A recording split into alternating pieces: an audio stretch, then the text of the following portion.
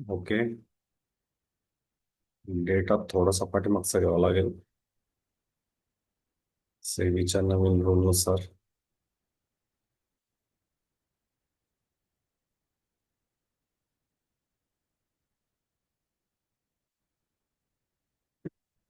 Okay. तर हा chart Nifty बँकचा आहे. 3 महिन्यापूर्वीचा डेटा आपल्या समोर इथं आहे. या डेटाला व्यवस्थितरित्या जर तुम्ही बघितलात तर तुम्हाला लक्षात येऊन जाईल की सीपीआर जे आहेत ते लावलेले आहेत इंट्राडेचे. तर मी इथं थोडंसं झूमिंग करतो. हा जो डेट जो आहे, हा डेट 29 एप्रिलचा डेट आहे. याच्यामध्ये आपल्याला 3 लाईन्स इथं दिसत आहेत. तर हा इंडिकेटर कुठला आहे ते व्यवस्थितरित्या सांगतो. इंटरडे मध्ये तुम्ही ज्यावेळेस ट्रेड करता त्यावेळेस सीपीआर म्हणून जे आहे त्या नावाचा असतो बघा. फ्लोर पाय वॉट सीपीआर पाय वॉट बॉस द रिफॉर्म नावाचा आहे. 1.2K हा आहे. हा सीपीआरचा इंडिकेटर जो आहे तो इथे लावलेला आहे. तर सीपीआर म्हणजे काय, मोस्ट ऑफ टाइम आपण शिकलेलो आहोत. सीपीआर म्हणजे प्रिव्हियस डेच्या लो, ओपन आणि क्लोज वरनं तो मेन पायवॉट जो आहे तो काढला जातो. इथं मी याला दुसरा कलर करतो म्हणजे लक्षात येईल. ब्लॅक करतो. ओके. तर सीपीआर म्हणजे ही मेन लाईन जी की मेन पायवॉट आपल्याला ते दाखवण्याचा प्रयत्न करते. आणि तो कशावरनं काढला जातो, तो प्रिव्हियस डेचा ओपन, त्याचा लो आणि क्लोज या तिघांना भागिल्यानंतर नेक्स्ट दुसऱ्या दिवसाचा मेन पायवॉट जो आहे तो आपल्याला भेटतो. त्याबरोबरच हे वरचा जो लाईन आपल्याला दिसतो तो पायवॉटच्या वरच्या बाजूला आहे म्हणून याला टॉप सेंट्रल पायवॉट म्हटलं जातं. हा खालच्या बाजूला आहे म्हणून याला बॉटम सेंट्रल पायवॉट म्हटलं जातं. That is simple. दुसरं आणखीन याच्यामध्ये ही जी लाल रेषा आहे याला रेजिस्टन्स 1 म्हटलं जातं. त्यानंतर ही जी पुढची रेषा आहे याला R2 म्हटलं जातं. आणि त्याच्यावरती आणखीन एक रेषा असते त्याला R3 असं म्हणतात. ओके. सेम वे त्याच्या अपोजिट साईड फ्लिप साईडला हा सपोर्ट 1 असतो, हा सपोर्ट 2 असतो आणि याच्या खाली सपोर्ट 3 असतो ज्याचा कलर जो आहे तो हिरवा आहे बाय डिफॉल्ट. तर हे बेसिक अंडरस्टँडिंग आहे. ही जी ब्ल्यू लाईन आपल्याला दिसते, ब्ल्यू रेषा जे दिसते, ही 20 मुव्हिंग ॲव्हरेज आहे. म्हणजे with respect to moving average ह्या 15 मिनिटाच्या टाइम फ्रेम मध्ये तो जो पर्टिक्युलर ट्रेंड जो चाललाय तो ट्रेंड त्या मुव्हिंग ॲव्हरेजच्या वरच्या बाजूला चाललाय की त्या मुव्हिंग ॲव्हरेजच्याच आसपास चाललाय की त्या मुव्हिंग ॲव्हरेजच्या खालच्या बाजूला चाललाय, याचं अंडरस्टँडिंग येण्याकरता आपल्याला उपयोग होतो. म्हणून ही गोष्ट आपण इथं लक्षात ठेवण्यासारखी आहे. तर तुमच्या माहितीकरता मी इकडनं कॅन्डल जे आहे ते थोड्या वेळाकरता हाईड करतो. हाईड केल्यावरती तुम्हाला असा फक्त आणि फक्त सिंपल चार्ट दिसेल. जसं मी सुरुवातीला सांगितलं, मेन पायवॉट म्हणजे सेंटरची लाईन. जसं इथे सेंटरची लाईन, ही जी लाईन आहे ती कशी कॅल्क्युलेट केली जाते, प्रिव्हियस डेची. मग अशी सांगितल्याप्रमाणे लो, ओपन आणि क्लोज या तिघांना डिवाइड बाय 3 केल्यानंतर नेक्स्ट डेचा पायवॉट जो आहे तो काढला जातो. आता ह्या उदाहरणामध्ये, ह्या एक्झाम्पल मध्ये आपल्याला हे लक्षात येतं की कालचा पायवॉट, ह्या दिवसाचा पायवॉट हा नेक्स्ट डेच्या पायवॉट पेक्षा कुठे खालच्या बाजूला होता. नेक्स्ट डेचा पायवॉट जो आहे तो वरच्या बाजूला. याचा अर्थ असा आहे की याच्या कम्पॅरेटिव्हली या दिवसाची प्राइस ऍक्शन ही बुलिश साइडमध्ये. बरोबर. सेम वे ह्या दिवसाचा पायवॉट ह्या दिवसाच्या पायवॉट बरोबर जर कम्पॅरिझन केलं तर ह्या दिवसाच्या पायवॉट पेक्षा नेक्स्ट डेचा पायवॉट जो आहे तो वरती आहे. म्हणजे प्राइस जी आहे ती बुलिश आहे. परंतु ह्या दिवशी जर ह्या पायवॉटच्या आसपास 1-2 वेळेस प्राइस रिजेक्ट होते आणि सस्टेन राहत नाहीये, त्याचा अर्थ या दोघांचं जे संबंध आहेत, जे काही प्राइस रिलेशन आहेत ते झिडकारले गेलेत आणि त्याच्या केसमध्ये तिथं प्रिडॉमिनंट साईड जी कुठली आहे, म्हणजे बुल्स इथं प्रिडॉमिनंट साईड ह्या दिवशी पाहिजे नव्हती, ते तिथं शक्य नाहीये आणि त्यामुळं ते फेल झालेले आहेत. आणि त्या केसमध्ये बियर जे आहेत त्याचा कंट्रोल घेतात. आणि जर मार्केट फॉल होतंय तर त्या केसमध्ये पहिला जो सपोर्ट जो आहे तो S1 ला राहील, नेक्स्ट जो सपोर्ट आहे तो S2 ला राहील, नेक्स्ट जो सपोर्ट आहे तो S3 ला राहील. ही गोष्ट आपण तिथं ध्यानात घेतली गेली पाहिजे. म्हणजे काय, जर मला आत्ता कळलं किंवा उद्या सकाळी 9:30 वाजता कळलं की बाबा कालचा पायवॉट इथं होता आणि आजचा पायवॉट इथं आहे, परंतु किंमत प्राइस या पायवॉटच्या आसपास ट्रेड करण्याऐवजी याच्यावरती राहण्याऐवजी ती याच्या खालीच किंबहुना राहते, किंबहुना याच्या खाली जाते, ह्या S1च्या आसपासच ट्रेड करते, इथं स्पाइक देऊ राहिले आणि त्याच्या खाली जाण्याचा प्रयत्न करते, मग तिथं एक ट्रेड कॅपेबिलिटी, ट्रेड पॉसिबिलिटी जी आहे ती आपल्यासाठी क्रिएट तिथं होताना दिसू शकते. आणि तिला आपण कॅच करणं गरजेचं आहे. म्हणून मग इथून तो फॉलो होतो. मग करायचं का? नक्कीच नाही. आपल्याला असा सेटअप हवा की जो आपल्याला एकदम फिक्स पद्धतीमध्ये जो काय म्हणतो आपल्याला रिटर्न देण्याचा प्रयत्न करायला असा सेटअप हवा. मग तो सेटअप कुठे तयार होईल? तो सेटअप जेव्हा केव्हा इस्टॅब्लिश्ड S1 जो आहे ब्रेकडाऊन होईल, म्हणजे त्याच्या अगोदर भरपूर सैनिकांचा जीव जो आहे, प्राण जो आहे तो जाणार आहे, आणि जेव्हा केव्हा सगळे थकतील त्यानंतर ही जी मोमेंटम ज्यावेळेस होईल, त्या मोमेंटमला आपण एकदम छोट्याशा वेळा करता जे आहे त्याला कॅप्चर करू शकतो. तुम्ही जर बरोबर असाल तर त्या केसमध्ये तुम्ही त्या स्टॉप लॉसला सुद्धा चेक करू शकता. आता इथं ऑब्झर्व करायचं झालं तर ह्या दिवसाचा जो पायवॉट जो होता तो ह्या दिवसाच्या पायवॉटपेक्षा खाली होता, म्हणजे ह्या दिवसाची प्राइस ऍक्शन बुलिश होती. प्लस हा जो 20 मुव्हिंग ऍव्हरेजचा जो कल जो आहे किंवा कोन जो आहे तो वरच्या बाजूला होता, म्हणजे प्राइस जी आहे ती बुलिश होती. याच्या उलट ह्या दिवसाच्या पायवॉटपेक्षा ह्या दिवसाचा पायवॉट बघा, ह्या दिवसाच्या पायवॉटपेक्षा ह्या दिवसाचा पायवॉट होता खालच्या बाजूला, परंतु किंमत ह्या खालच्या बाजूला जाण्याऐवजी तिने काय केलंय? युटर्न घेतला आणि युटर्न घेऊन एक ट्रेंडिंग मूव जी आहे ती ऑलमोस्ट R1 झोन पर्यंत आपल्याला करताना दिसते. म्हणून जेव्हा केव्हा आपल्याला कळतंय की कालचा पायवॉट हा आजच्या पायवॉटपेक्षा खालच्या बाजूला आहे, परंतु किंमत त्याच्या खाली न टिकता त्याच्यावरती सस्टेन राहते, ती ट्रेड व्हायला सुरुवात होते, मग त्या केसमध्ये आपण त्या ऑपॉर्च्युनिटीला अजिबात सोडायचं नसतं. त्यामध्ये प्रॉपरली वेट करणं गरजेचं असतं. मग वेट कुठं करायचं बरं? वेट हे करणं गरजेचं आहे जेव्हा केव्हा मॉर्निंगमध्ये मार्केट ज्यावेळेस ओपन होतं किंवा मॉर्निंगचे 1-2 तास आपल्याला कळतं की त्या पायवॉटच्या आसपासच प्राइस जी आहे ती सस्टेन होऊ राहिली, तिथं आपण काही डोकं लावायचं नाही. परंतु जेव्हा आपल्याला कॅन्डलस्टिक्स बरोबर कन्फर्मेशन तिथं मिळतं, त्यानुसार आपण जो ट्रेड जो आहे त्या R1च्या टार्गेटसाठी इथे ह्या केसमध्ये, आणि जेव्हा केव्हा आपल्याला कळतंय की S1च्या खाली किंमत निघू राहिले, त्या केसमध्ये आपल्याला सेफर अतिशय कमी वेळेमध्ये S2 साठी आपल्याला तिथे जाताना दिसेल. आता मी इथं जे आहे ते कॅन्डल्स ऑन करतो.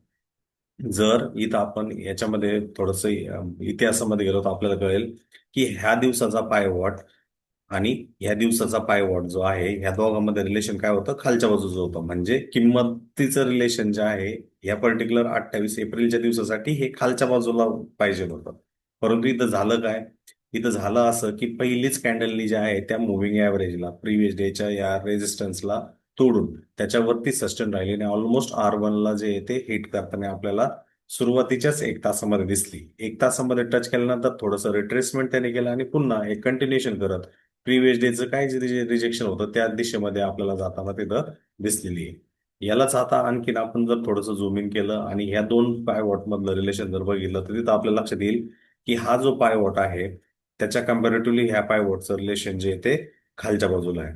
प्लस पहिल्या 15 मिनिटाच्या कॅन्डलने एक मोठी रेंजवाली कॅन्डल बनवली की दोन्ही बाजूचे स्टॉप लॉस हे केले. प्लस ह्या दिवसाचं जे प्राइस ऍक्शन जे होतं एकदम टाईट कन्सोलिडेटेड झालेलं होतं, की जिथे एकदम छोट्या छोट्या कॅन्डल्स होत होत्या, एकदम छोटी छोटी मूव्ह होत होते.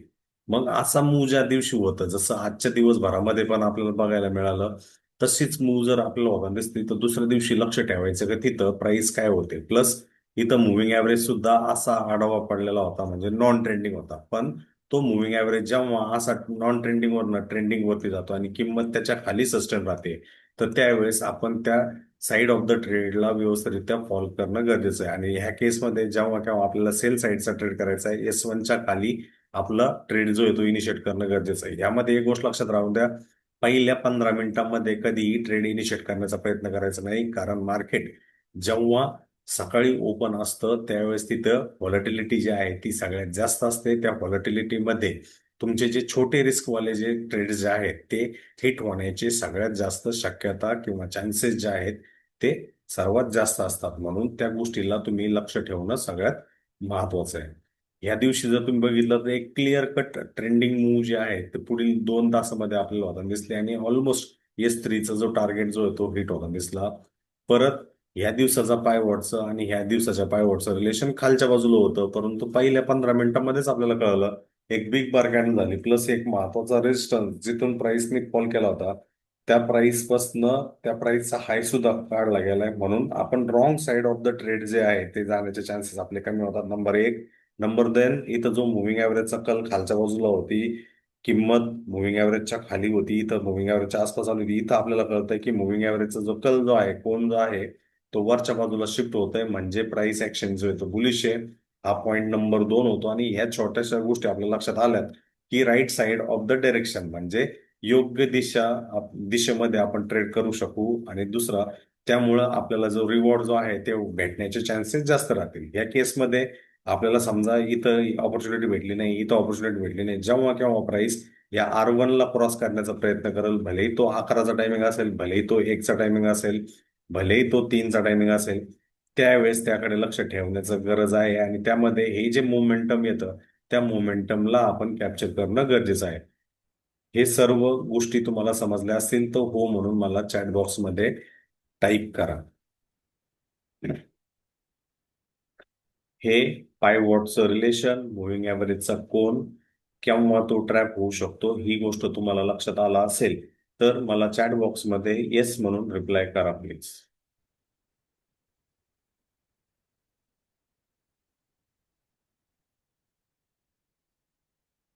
तर या छोट्या गोष्टींना लक्ष द्या.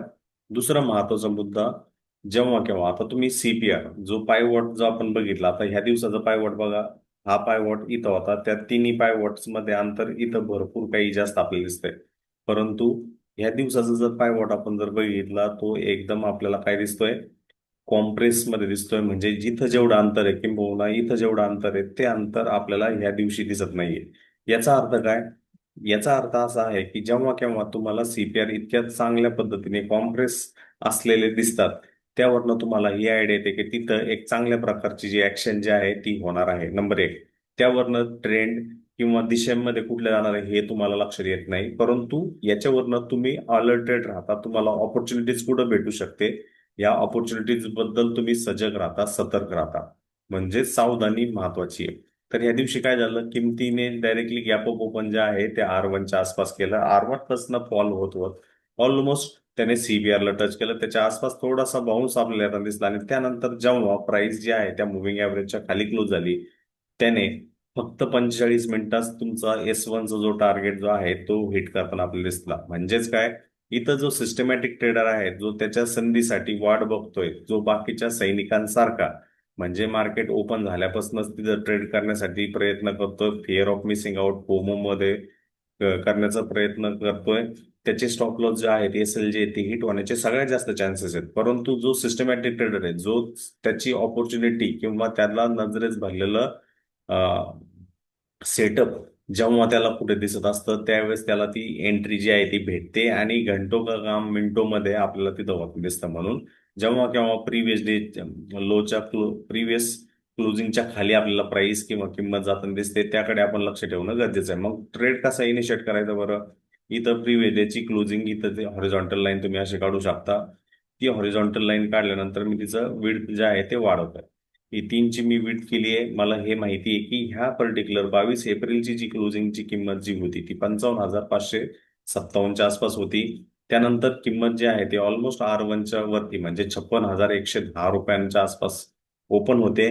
तिकडनं एक रेड कॅन्डल करून नेक्स्ट कॅन्डल जी आहे ती हॅमर करते. हॅमर जेव्हा होते, त्या हॅमर कॅन्डल झाल्यानंतर तुम्हाला जी एंट्री भेटणार आहे मित्रांनो, ते हॅमर कॅन्डलच्या हायच्या वरती तुम्हाला एंट्री भेटणार. म्हणजे जोपर्यंत 55,800ची व्हॅल्यूच्या वरती किंमत 15 मिनिटांमध्ये क्लोज करत नाही, तोपर्यंत आपण बुलिश न होणं हे गरजेचं आहे. तत्पूर्वी याच्या अगोदरच इथनं 50% पासून रिव्हर्सल होईल, कारण प्रिव्हियस डेचा लो आहे, इथं हॅमर झालाय, प्लस इथं सीपीआर आहे. ह्या गोष्टी ज्या आहेत तिथं अजिबात कन्सिडर करायच्या नाही.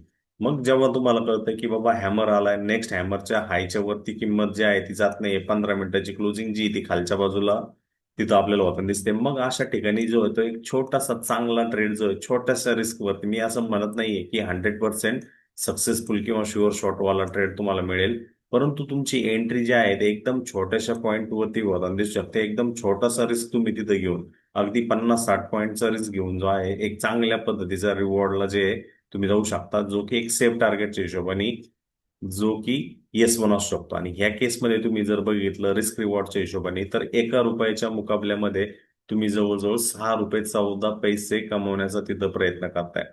That is most important thing. आणि या इम्पॉर्टंट थिंगला तुम्ही चेक करणं गरजेचं आहे. मग का बरं आपण ट्रेड इनिशिएट करतोय? जेव्हा केव्हा किंमत ही प्रिव्हियस डेच्या क्लोजिंगच्या खाली ट्रेड करायला सुरुवात करते, मुव्हिंग ॲव्हरेजचा कोन सुद्धा खालच्या बाजूला आपल्याला जाताना दिसतोय. जो पहिला अटेम्प्ट जो झाला होता खरेदीदारांकडनं, तो सुद्धा हॅमर कॅन्डल होऊन सुद्धा त्या हॅमरच्या हायच्या वरती किंमत जात नाही. अशा काही गोष्टी आपल्याला जेव्हा केव्हा बघायला भेटतात, त्यावेळेस आपल्याला एकदम भारी सेटअप जो आहे तो भेटताना तिथं दिसतो आणि त्याकडे आपण लक्ष ठेवणं हे गरजेचं आहे. हे झालं प्रिव्हियस डेच्या क्लोजिंगच्या वरती. सेम वे, जर प्रिव्हियस डेच्या हायच्या वरती प्राइस निघते, इकडे ओपन करून हायच्या वरती मोमेंटम करून राहिले, तर त्या तशा प्रकारच्या ट्रेडला सुद्धा अजिबात न विसरणं हे सुद्धा गरजेचं आहे. जेव्हा केव्हा तुम्हाला असं दिसतंय, तुम्हाला ट्रेड्स केव्हा घ्यायचे याच्याबद्दल मी थोडंसं छोटीशी गोष्ट सांगतो. जेव्हा केव्हा सीपीआर जे आहेत अशा पद्धतीचे कॉम्प्रेस व्हायला सुरुवात होतात, किंबहुना ज्या दिवशी काहीही ऍक्टिव्हिटी होत नाही, 3 ते 4 किंवा 5 तासामध्ये कुठल्याही प्रकारची एक म्हणावं अशी डायरेक्शनल मूव्ह एका दिशेवाली मोमेंटम जर होत नसेल, तर त्या दिवशी नेक्स्ट डेला सीपीआर जे आहेत जनरली कॉम्प्रेस होत असतात. अशा दिवशी तिथं वाट बघणं गरजेचं. नंबर एक, कॉम्प्रेस झालाय म्हणजे लगेच मला सकाळी 9:15 किंवा 9:40 मिळेल असं नाहीये. मार्केट जे आहे ते पक्वान्न, तो ट्रेड जो आहे तुम्हाला तुमच्या सेटअपच्या हिशोबाने तयार करून देणार आहे, म्हणून त्या गोष्टीला लक्ष ठेवा. नंबर एक. नंबर दोन, जेव्हा केव्हा तुम्हाला असं दिसतंय ह्या 3 रेषा, जे की हा एक मेन पायवॉट आहे, हा एक टॉप सेंट्रल पायवॉट आहे आणि हा एक बॉटम सेंट्रल पायवॉट आहे. या 3 रेषामधलं अंतर जर जास्त असेल तर अशा दिवशी ट्रेड न करणं हे महत्वाचं लक्षण आहे. कारण अशा दिवशी तुम्ही जर ट्रॅप जर झाला तर तुमचे कॅपिटल पूर्णपणे लॉसच्या स्वरूपात जाण्याची शक्यता जी आहे ती सगळ्यात जास्त असते. जेव्हा केव्हा सीपीआर असे कॉम्प्रेस होतात, त्याकडे लक्ष ठेवा की प्रिव्हियस डेच्या हायच्या वरती किंमत टिकते का, की प्रिव्हियस डेच्या क्लोजिंगच्या खाली प्राइस जाऊ राहिले का, त्याचबरोबर मुव्हिंग ॲव्हरेजचा कोन खालच्या बाजूला शिफ्ट होते का. असे 3 ते 4 पॉईंटचे चेकलिस्ट जर तुम्ही ठेवले तर तुम्ही सक्सेसफुल होण्याची जी शाश्वती जी आहे तिथं सगळ्यात जास्त तुम्हाला तयार होताना दिसू शकते आणि त्याचा उपयोग तुमची ट्रेडिंग स्टाईल जी आहे किंवा इन्व्हेस्टिंग स्टाईल जी आहे ती इम्प्रूव्ह करताना आपल्याला दिसू शकते. कधी कधी आपल्याला असं दिसतं की एक कंटिन्युअस अपस्केलिंग मूव्ह जी आहे ती जनरली क्रिएट होताना दिसते. पण याच्यामध्ये तुम्ही जर ऑब्झर्व जर करत असाल, जेव्हा केव्हा एक अप ट्रेंड सुरू व्हायचा आहे किमतीला किंवा प्राइसला, तत्पूर्वी प्राइस जे आहे मल्टिपल नंबर ऑफ टाइम्स तुम्हाला सिग्नल देत असते. आता इथं बघा तुम्ही, ह्या दिवशी म्हणजे 4 एप्रिलला किंमत प्राइस जी आहे ती 51,510 क्लोज झाली होती आणि त्याच्यानंतर डायरेक्टली त्याने गॅप डाऊन 49,348 ला करून पुन्हा त्या झोनच्या आसपास आले. आता आपल्याला त्याच्याबद्दल तर काही आयडिया नाहीये, बट इथं जर तुम्ही त्या 3 रेषा जर बघितल्या तर इथं सुद्धा कॉम्प्रेस आहे, ह्या दिवशी बघितल्या तर इथं सुद्धा कॉम्प्रेस आहे, ह्या दिवशी बघितल्या तर इथं सुद्धा कॉम्प्रेस आहे आणि ह्या दिवशी जर बघितल्या तर इथं एक अल्ट्रा कॉम्प्रेस सिच्युएशन जी आहे ती आपल्याला इथं क्रिएट होणं दिसते. म्हणजे फक्त कॉम्प्रेस झालाय आणि लगेच त्या दिवशी मूव आलं असं अजिबात होत नाही. त्याकरता तुम्हाला लक्ष ठेवणं गरजेचं आहे. ते म्हणजे काय, प्रिव्हियस डेच्या हायच्या वरती प्राइस टिकते का. जसं की ह्या दिवशीचा हाय इथं होता आणि तिथं ओपन होऊन पुन्हा तिथं रिजेक्शन होताना दिसलं, मुव्हिंग ॲव्हरेजच्या आसपास तिथं सस्टेनन्स होताना दिसलं. इथं सुद्धा तुम्ही बघितलं तर हे 2 दिवस, हा दिवस जो आहे तो प्रिव्हियस डेच्या हायच्या वरती किंवा प्रिव्हियस डेच्या क्लोजच्या खाली थोड्या वेळा करता आला होता. बट जो हा हा हा वाला दिवस जो होता क्लोजिंग वाला, याच्या खाली अजिबात प्राइस गेली नाही. म्हणजे तो एक साईडवेजचं निर्देशक आपल्याला असतो. आणि ह्या दिवशी तुम्ही जर बघितलं तर डायरेक्टली प्राइसने इथं तर एक एक्स्ट्रा कॉम्प्रेस सीपीआर केला, जो तुम्हाला एक बॉर्डर लाईन दिसते, त्याला झूम इन केल्यावरती तुम्हाला लक्षात येईल. प्लस इथं तो जो गॅप अप जो झाला तो प्रिव्हियस डेच्या 2 दिवसाच्या हायच्या वरती होऊन तिथून त्याने एक रिटेस्ट केला R2 ला आणि तिकडनं एक continuous up trend up move जी होताना दिसली. ह्यामध्ये तुम्ही इथं जर लक्ष जर दिलं तर मुव्हिंग ॲव्हरेजचा कोन किंवा कल कुठल्या बाजूला होताना दिसतोय. मुव्हिंग ॲव्हरेजचा कल कोन जो आहे तो अप साईडला आपल्याला होताना दिसतोय. म्हणजे जो मुव्हिंग ॲव्हरेज फक्त असा साईडवेज मध्ये मूव्ह होत होता, तो एक कंटिन्युअस अपसाईड मध्ये ट्रेंडिंग मूव्ह मध्ये आपल्याला तिथे जाताना दिसतो. म्हणून ह्या छोट्या छोट्या गोष्टी जर तुम्ही ऑब्झर्व जर केल्या, ऑटोमॅटिकली तुमची अॅक्युरसी जी आहे ती इम्प्रूव्ह होताना दिसू शकेल. मग कुठले पॉईंट बरं, ह्यामध्ये एकच पॉईंट महत्वाचा आहे की प्रिव्हियस डेच्या हायच्या वरती किंवा प्रिव्हियस डेच्या क्लोजच्या खाली प्राइस जाते का, ह्याकडे लक्ष ठेवणं गरजेचं आहे. नो डाऊट हा गॅप डाऊन झाला त्या दिवशी तुमच्यासाठी कुठल्याही प्रकारची ऑपॉर्च्युनिटी नव्हती. कारण मार्केटमध्ये प्राइसमध्ये एक मोमेंटम जो आहे तो वेगळ्याच प्रकारचा होता. पुढील 2 दिवस प्राइसनी कुठल्याही प्रकारची ऑपॉर्च्युनिटी जी ती दिली नाही आणि त्यानंतर तुम्ही जर सीपीआर जर बघितला, तो सीपीआर एकदम कॉम्प्रेसिव्ह होताना दिसला. मेन पायवॉट जो आहे तो 50,219च्या आसपास होताना दिसला. मग हा पायवॉट कशाच्या बेसिसवरती कॅल्क्युलेट होतो बरं?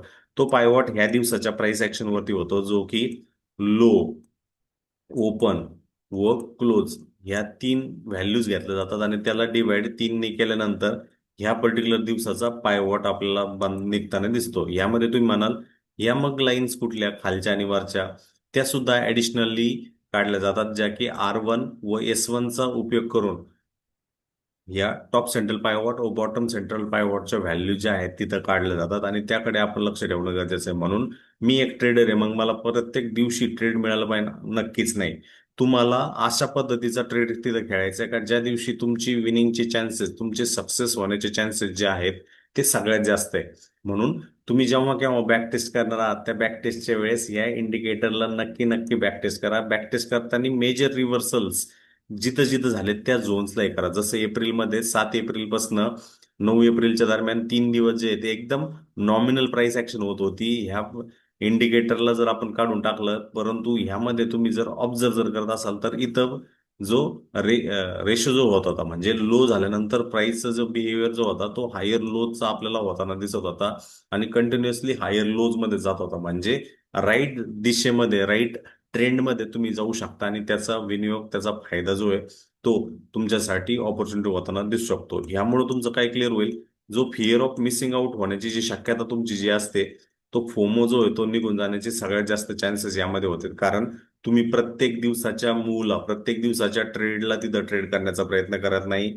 ज्या दिवशी तुम्ही एंट्री करता त्या दिवशी एकदम छोटासा स्टॉप लॉस जो आहे तो तुम्ही हे करता. समजा ह्या दिवशी तुम्हाला कळतंय बाबा मी एंट्री करतोय ह्या दिवसासाठी, तर ह्या पहिल्या ओपनिंग कॅन्डलला करणार नाही. पहिला 1 तास झाल्यानंतर मी ऑब्झर्व करेल की बाबा नेमकं प्राइस मध्ये काय होतं आणि त्यानंतर एक छोटासा एसएल घेऊन मी तो ट्रेड जो आहे तो घेऊन जाऊ शकतो. आणि नेक्स्ट डे काय असू शकतो तो आपल्याला माहित नाही. जितकं तुम्ही प्रॅक्टिस कराल, तुमची एंट्री इथं व्हायची, ती एंट्री जी येते ह्या झोनच्या आसपास होऊ शकते, ती एंट्री जी येते ह्या झोनच्या आसपास सुद्धा होऊ शकते, ती एंट्री जी येते ह्या झोनच्या आसपास सुद्धा होताना आपल्याला दिसू शकते. म्हणून त्या गोष्टींना तुम्हाला प्रॅक्टिस करणं गरजेचं आहे. मुव्हिंग ॲव्हरेज जे आहे, हे मुव्हिंग ॲव्हरेज लाईव्ह मार्केटमध्ये वापरण्याचे नाहीये, ही गोष्ट लक्षात राहून द्या.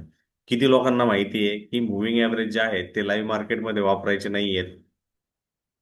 किती लोकांना माहिती आहे? प्लीज येस नो म्हणून चॅट बॉक्समध्ये सांगा. मुव्हिंग ॲव्हरेजेस जे आहेत ते लाईव्ह मार्केटमध्ये वापरायचे नाही आहेत, हे किती लोकांना माहिती आहे?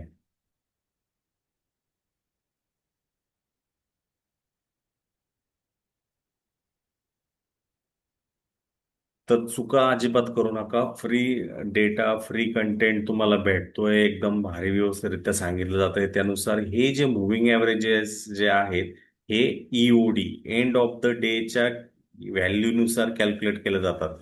फक्त तुम्ही एंड ऑफ द डे वरनं त्याचं जे आहे इश्यू जो आहे तो क्लिअर करू शकता. एल्स लाईव्ह मार्केटमध्ये टिक्स जे आहेत ते वेगवेगळे चेंज होत राहतात. त्या चेंजेस मध्ये तुम्ही त्याच्याबद्दल, त्याच्याबरोबर जे आहे ते गफलत अजिबात करत बसू नका. कारण तुम्ही जर त्यामध्ये गफलत करत बसलात तर तुमचे चुकण्याचे चान्सेस जे आहेत ते सगळ्यात जास्त होऊन जातात. म्हणून जेव्हा केव्हा तुम्हाला मुव्हिंग ॲव्हरेजेस किंवा बाकीच्या गोष्टी तिथं वापरायच्या आहेत त्यावेळेस एकच गोष्ट लक्षात राहून द्या, एंड ऑफ द डेला त्या मुव्हिंग ॲव्हरेजचा कल कुठल्या बाजूला आहे त्याकडे आपण लक्ष ठेवणं सगळ्यात महत्वाचं आहे. आता हे मुव्हिंग ॲव्हरेजेस कसे वापरायचे बरं? मी इथं सिम्पल MA करतो, मुव्हिंग ॲव्हरेज एक्सपोनेन्शियल म्हणून इथं चार्ट वरती मी ऍड करतो. याच्यावरती डबल क्लिक केलं की ते मुव्हिंग ॲव्हरेजचा आर्ग्युमेंट येईल. आता हा जो मुव्हिंग ॲव्हरेज आहे एक्सपोनेन्शियल मुव्हिंग ॲव्हरेज आहे आणि हा 9 पिरियडसाठी आहे. समजा मला थोडासा डीपर टर्मचा मुव्हिंग ॲव्हरेज जो आहे 21चा मी इथं युटिलाइज करतोय चार्ट वरती. स्टाईलमध्ये तो ब्ल्यू कलरचा हे करतोय, विजिबिलिटी अगदी सेकंड्स पासून मंथ पर्यंत मला ते बघायचं आहे. जर तुम्ही एप्रिल मधल्या डेटामध्ये आपण इथे जर गेलो,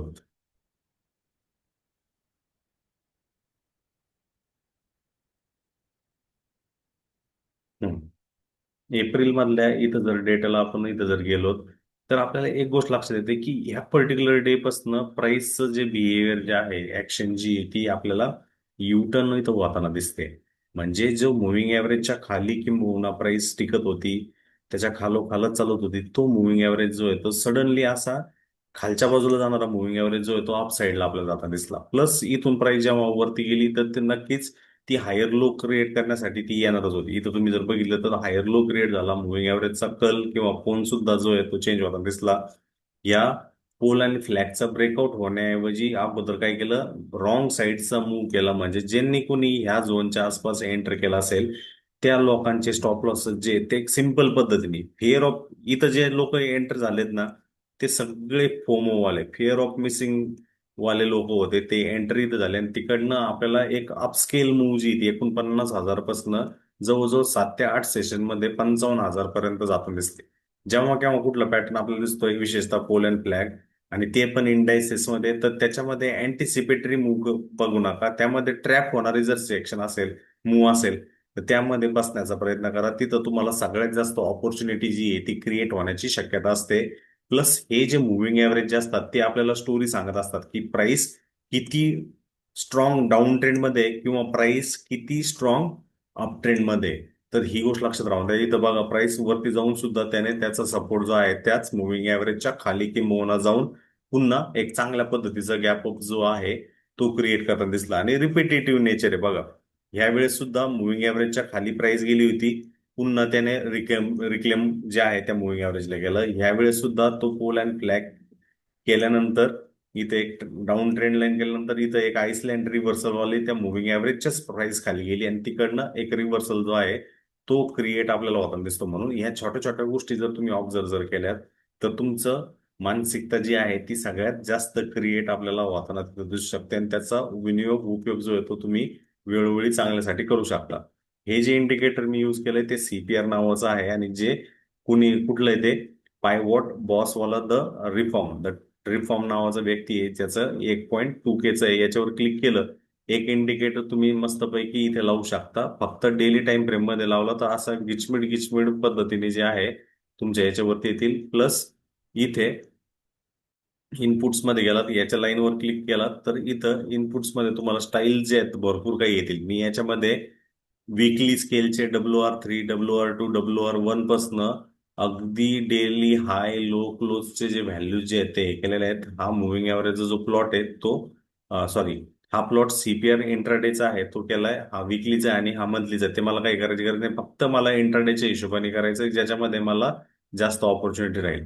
आणि तुम्ही याला जेव्हा केव्हा बॅक टेस्ट करणार आहात त्या बॅक टेस्ट करताना एक गोष्ट व्यवस्थितरित्या लक्षात राहून द्या, सिम्पल, की ते तुमच्यासाठी एकदम व्यवस्थितरित्या जे आहे ते काम करताना आपल्याला दिसू शकतं. जसं की इथं 22 तारखेच्या डेटाला जर आपण इथं गेलो, जसं रिव्हर्सल मी तुम्हाला ऑलरेडी सांगितलं 22 एप्रिलच्या डेटाला, तर तुम्हाला तिथं लक्षात येऊन जाईल की ऑलरेडी प्राइस जे आहे एक कॉम्प्रेस टाईपचं प्राइस ऍक्शन करत होती. 5 मिनिटाच्या टाइम फ्रेम मध्ये मुव्हिंग एव्हरेजचा कल जो होता तो वरच्या बाजूलाच होता आणि मोस्ट ऑफ टाइम प्राइस जी त्याच्यावरती टिकत होती. परंतु जेव्हा प्राइस त्या मुव्हिंग एव्हरेजच्या खाली टिकायला लागली तिकडनं एक सेल ऑफ जो आहे तो आपल्याला जनरली क्रिएट होताना दिसला. म्हणून इथं बघा तुम्ही टाईट कन्सोलिडेशन, ह्या दिवशी सुद्धा टाईट कन्सोलिडेशन, ह्या दिवशी सुद्धा टाईट कन्सोलिडेशन. याचा अर्थ काय?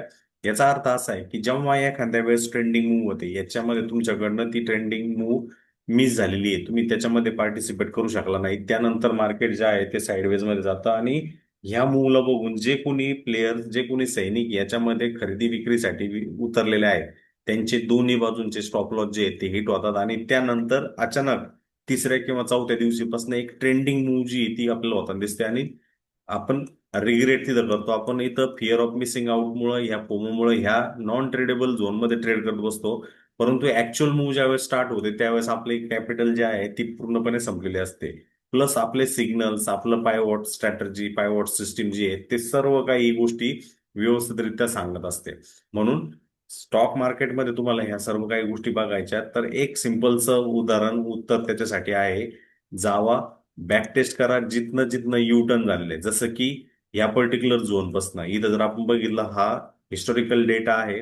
या हिस्टॉरिकल डेटामध्ये आपण जर बघितलं तर इथं आपल्याला लक्षात येतं की यू टर्न इथं झालेलं आहे. मग ह्या 2 दिवशी, या पाठीमागच्या 3 दिवस, इथं 4 दिवस काय प्राइस ऍक्शनचं बिहेवियर होतं, इथं सीपीआरचं काय बिहेवियर होतं, इथं मुव्हिंग एव्हरेजचं काय बिहेवियर होतं, हे 3 पॉईंट जे आहेत तुम्ही व्यवस्थितरित्या जर क्रॉस चेक केले तर तुमचं व्यवस्थितरित्या तिथं फोकस आउट करू शकतो. सिमिलरली जेव्हा हा टॉप होतोय, जेव्हा हा टॉप होतोय, जेव्हा हा टॉप होतोय त्यावेळेस तिथे मुव्हिंग ऍव्हरेजचा कल कोणत्या बाजूला आहे एंड ऑफ द डेला, सीपीआरचा कल कुठल्या बाजूला आहे तो एक, आणि प्लस तिथं सीपीआरचं रिलेशन, इनिशियल रिलेशन अशा पद्धतीचं हायर राहायचंय, परंतु त्या दिशेमध्ये न जाता प्राइस त्याच्या खालीच टिकते का, रेजिस्टन्सच्या ठिकाणी, ह्या गोष्टीकडे लक्ष राहून द्या. जर सपोर्टच्या ठिकाणी आहे, कालचा सीपीआर असा आहे आणि आजचा सीपीआर असा आहे, परंतु किंमत प्राइस खाली जाण्याऐवजी डायरेक्टली यू टर्न घेऊन वरती जाते, मुव्हिंग ऍव्हरेजचा कोन सुद्धा चेंज आपल्याला होतोय, प्रिव्हियसचा लोच्या खाली ट्रॅप होऊन प्राइस यू टर्न करते का, ह्या गोष्टींना तुम्ही जर बॅक टेस्ट जर केलं तर तुमच्या ज्ञानामध्ये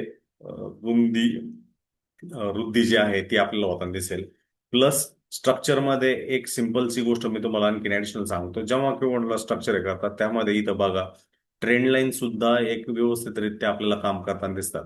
एक अगदी तुम्ही ह्या छोट्या छोट्या ट्रेंड लाईन जरी काढल्या, त्या ट्रेंड लाईनच्या आसपास कुठल्या प्रकारची कॅन्डलस्टिक्स होऊ राहिली, तिथं कशा पद्धतीचं रिॲक्शन होऊ राहिलं, भलेही 1-2 दिवस जाऊन द्या, त्याला समजून घ्या. असं नका करत बसू घाई गडबडीमध्ये की मला त्यामध्ये एंटर करायचंच आहे, मला त्याला घ्यायचंच आहे कुठल्या परिस्थितीमध्ये. अगदी घाई करू नका. ह्या घाईपायी आतापर्यंत एन नंबर ऑफ टाइम्स तुम्ही लॉसेस केले असतील, एन नंबर ऑफ टाइम्स तुमचं कॅपिटल जे आहे ते पूर्ण झिरो झालं असेल. ती चुकी परत जर तुम्ही करत असाल तर त्या चुकीमधनं तुम्हाला सुधारायचंय, त्या चुकीपासनं परावृत्त व्हायचंय, त्यातनं शिकायचंय. मग ह्या छोट्या छोट्या गोष्टी, भलेही ट्रेंड लाईन कुणीही काढू शकतं, त्याचा कुणीही उपयोग करू शकतो, परंतु ह्या छोट्या छोट्या गोष्टींना जर तुम्ही लक्षात जर दिलं, त्याच्या आसपास काय होऊ राहिलंय त्याच्या गोष्टींना ब्रेकडाऊन जर तुम्ही केलात, तर तुमच्यासाठी ऑपॉर्च्युनिटी ज्या आहेत तर मोस्ट ऑफ टाइम जे आहे त्या चांगल्या पद्धतीने क्रिएट आपल्याला होताना दिसू शकतील. आणि हे एक महत्वाचा पॉइंटर, महत्वाचा मुद्दा आपण वेळोवेळी वेबिनार्स मधनं तिथं घेत